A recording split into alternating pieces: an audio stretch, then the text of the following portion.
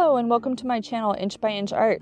Today I'm going to be going over a design that I did for a D&D game that I've been playing for about a year now.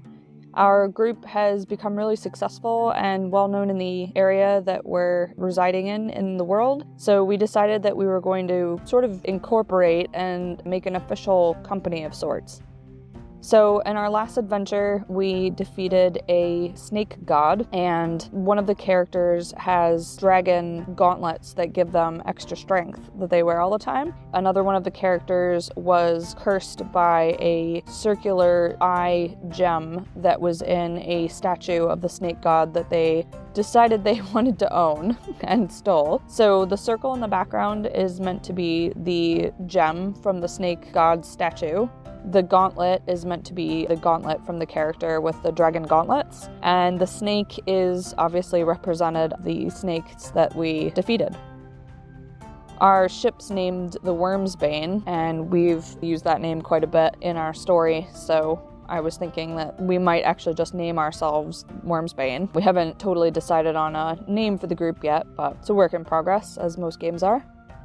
Because the snake was a poisonous snake, I wanted to use references that my group would be able to recognize as venomous snakes, so I chose a snake with long fangs. I used a lot of different reference photos for this, both of gauntlets and snakes, so I just ended up mashing some things together, which is why it's quite sketchy and I make a lot of changes. The gauntlets were probably the hardest bit because I couldn't find anything that was positioned exactly the way I wanted it, because I wanted that, I guess it's sort of a 3/4 angle gripping of the snake. So I ended up in the end just taking photos of my own hand because I couldn't find anything that quite matched the way I wanted online. But it did give me the idea for how an armored gauntlet looks and the extra over your hand that you would have.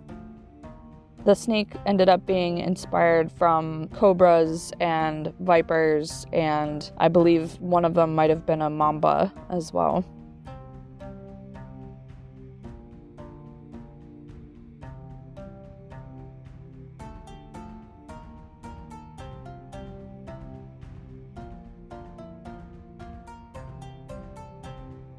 The snake wasn't quite as long as I had wanted, but I think because of the perspective of it coiling back and being wrapped around the gauntlet that it's okay.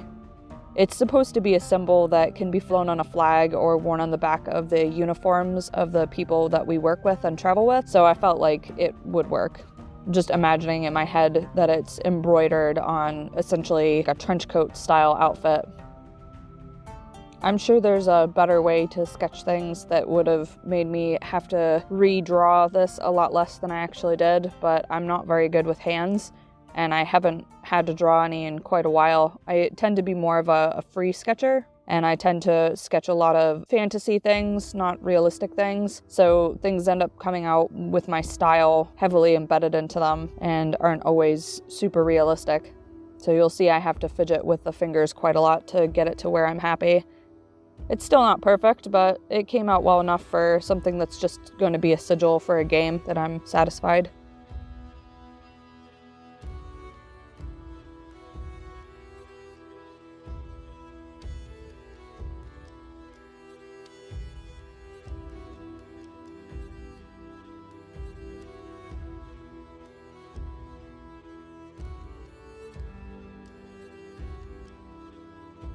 The round stone is actually supposed to be faceted, but I looked at some round faceted stones online and I just immediately was like, no way am I doing that. That's crazy. It would take me a lifetime, and I don't think it would have come across well anyway.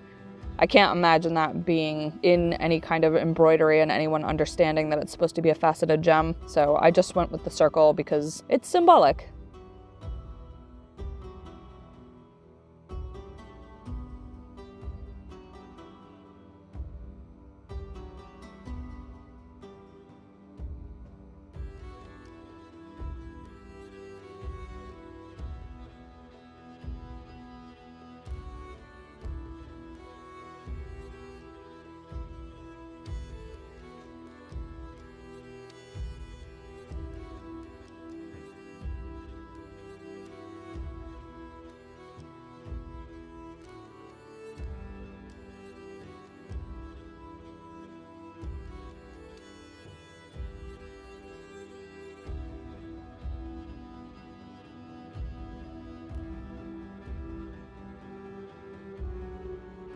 I may have gone a little overkill with the scales. I was thinking that there was probably a better way to represent them without actually drawing them all out, but sometimes I get a little bit too into detail when I get drawing, so that's what happened here.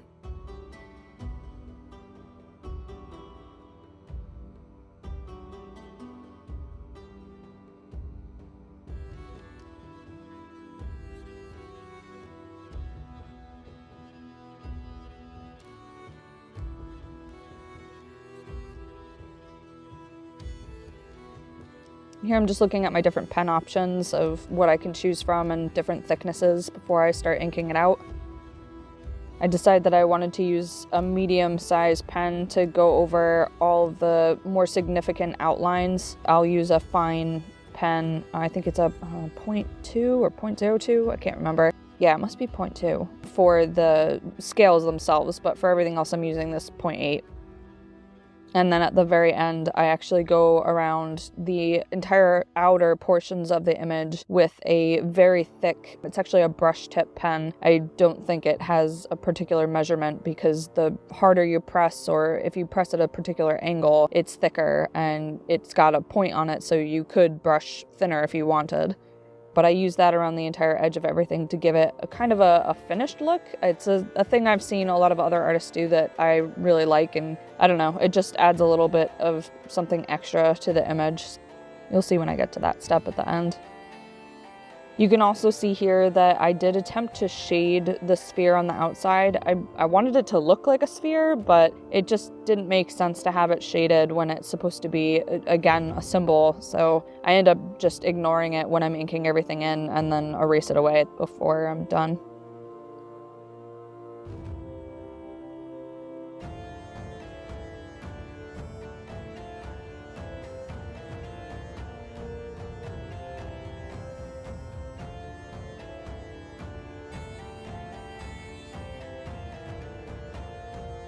Here I am doing all of the really fine line details on the snake with my 0.2 pen. I'm having a brief moment of indecision on whether or not I should switch to a different size pen or just stick with what I'm using, and in the end I decide that I'm going to stick with what I'm using.